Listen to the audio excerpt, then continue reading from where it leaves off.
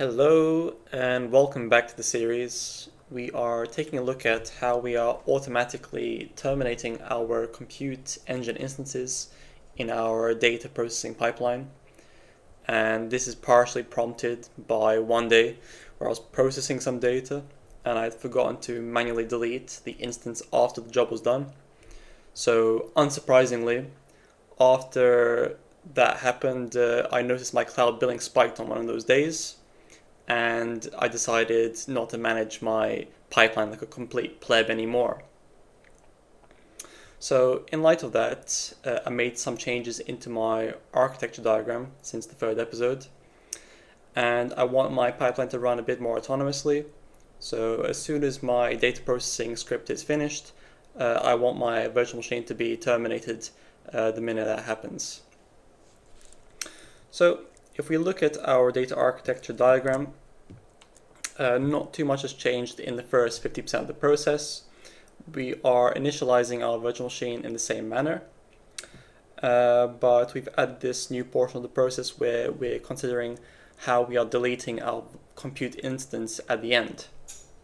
So we've got our container here that's running inside our virtual machine, and our container is going to be emitting events into our log router as data is being processed.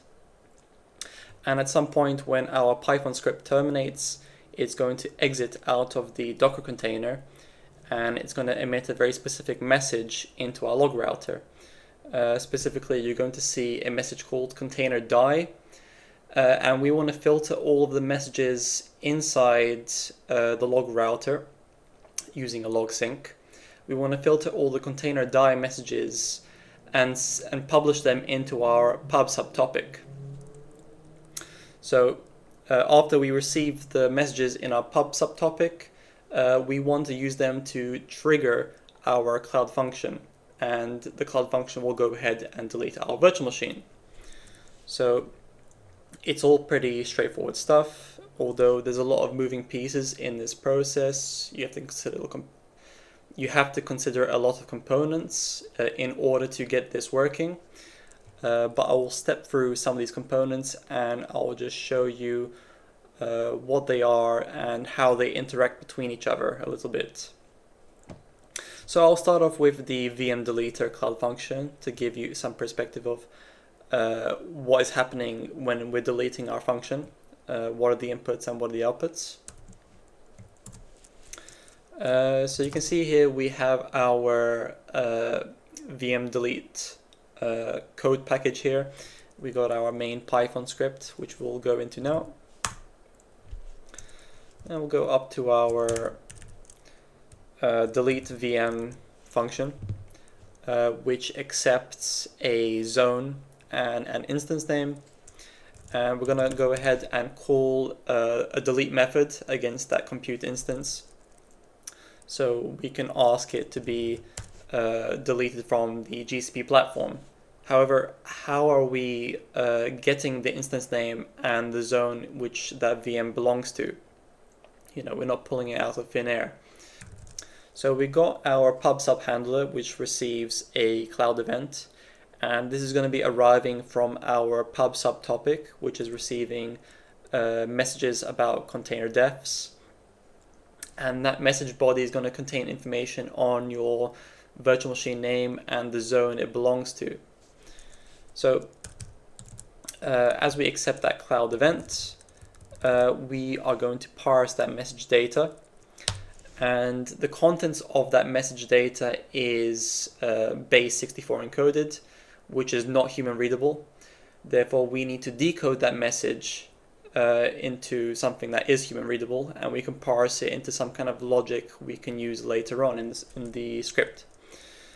So we decode that message and we parse our JSON log entry into a dictionary, and at that point it's very easy to parse out your virtual machine name and your zone info for that virtual machine using the following keys you can see there. So after you pull out those necessary bits of information, we can actually execute our delete VM function, where you pass in the zone, the VM name, and we're going to execute our request to delete the virtual machine. and the cloud function is dead simple. That's all it does. But all of the complexity arrives around filtering the event logs and creating the infrastructure to enable that. So what we'll do is we'll go into the pub subtopic to show you what's being created there.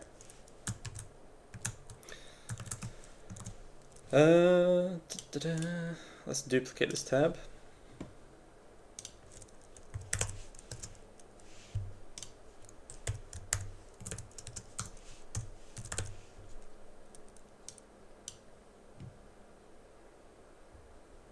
So within the pub submodule, we can see we've created a topic here. We've labeled it Docker exit topic. And the purpose of this topic is to collect events where containers have died. And that is what we're going to be forwarding into our cloud function later on. If you go into this topic, you'll see we have a EventArc subscription here. So anytime that we publish a message into this topic, it's going to push it into our cloud function in order to get it triggered. And later on, we will show you in the Cloud Run interface how we created the configuration for that trigger. So we'll get back to this topic in a little bit. First, we'll go into the log router so we can show you how we are filtering our events.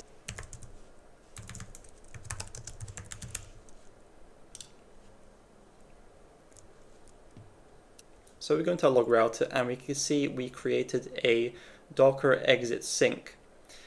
And essentially what it is we're accepting events from the log router, but we're filtering it to a specific subset. And this subset identifies Docker containers that have been exited or have been killed. So I'll just go into edit configuration so we can see how it's been made. We can see the sync destination is pointing to the pub subtopic that we created earlier. It's all the messages are going to be landing inside Docker exit topic.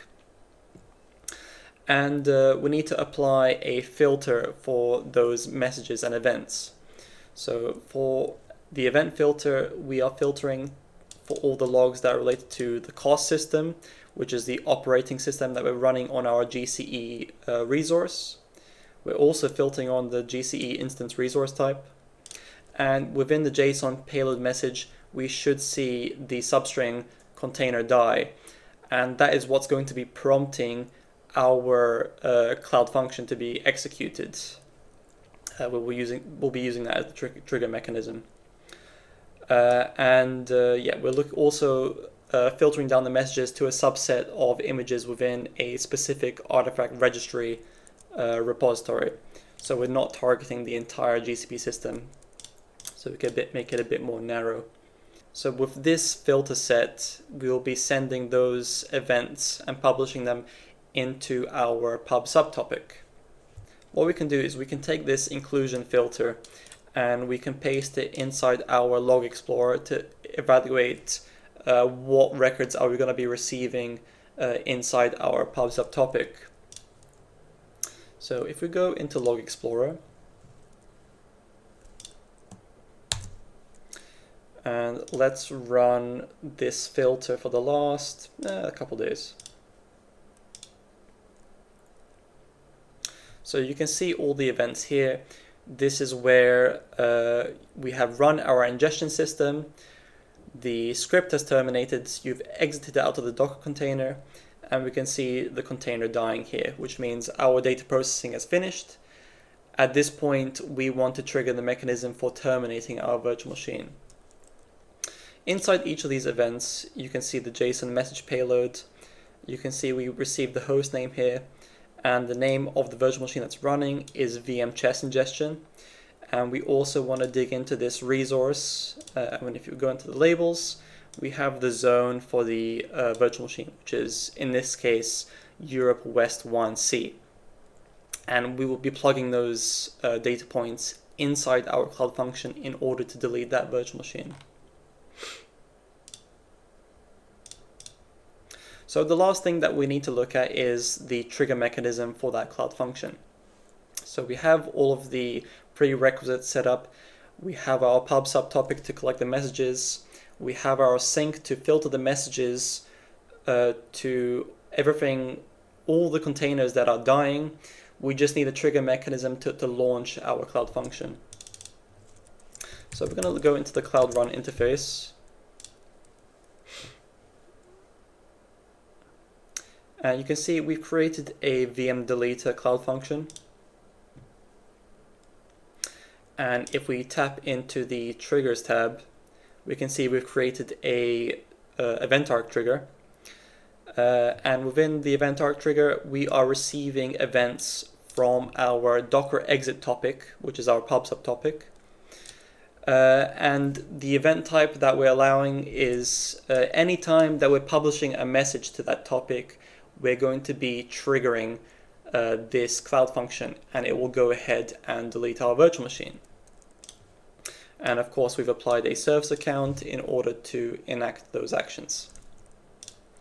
So that's pretty much it. That is the basis for all you need to enable this automated VM deletion. At this point, we need to test that everything is working as intended. So the way we can approach this testing phase is we can run our pipeline as normal. And as we are simulating our pipeline run, we can monitor the creation of the virtual machine instance. And we can see the logs that are occurring at each stage of the data processing pipeline. And we can evaluate if our virtual machine is being deleted or not in that process. So we'll jump into our Cloud Scheduler to manually execute our job, and then we'll see how things are executing on a step-by-step basis.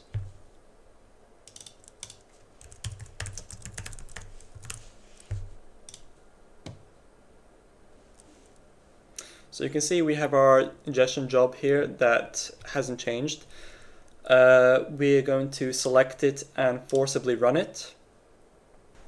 So it's going to execute the ingestion system, and it's going to initialize that virtual machine. So if we go into our VM instance panel,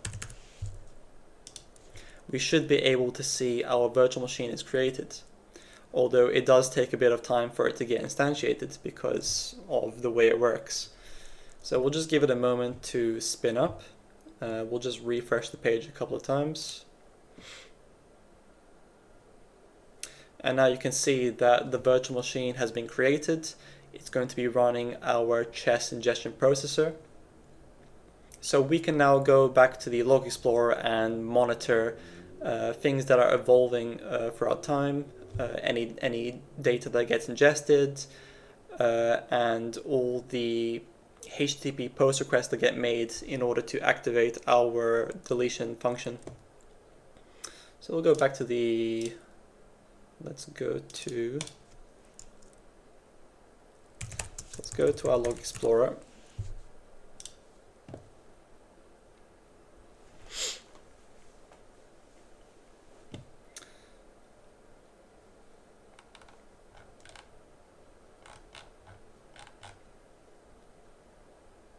So you can see here our initializer script has been executed, and somewhere around here we've initialized our VM chess ingestion virtual machine. So it's gonna take a few minutes for it to load the ingestion Docker image into a container and launch it. So we'll just monitor it slowly.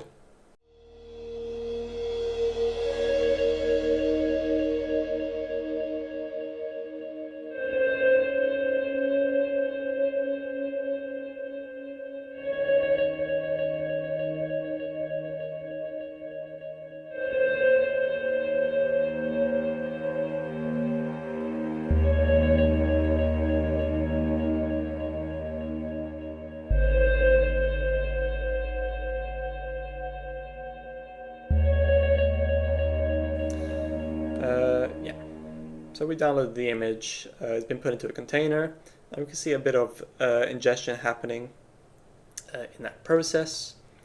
And I think the script terminates around this point.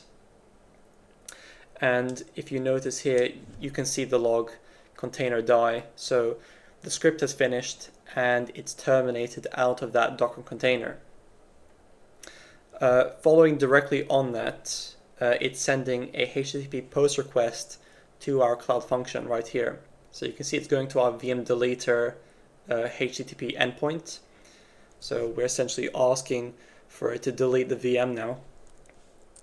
And we can see all the logging statements that are happening inside my function.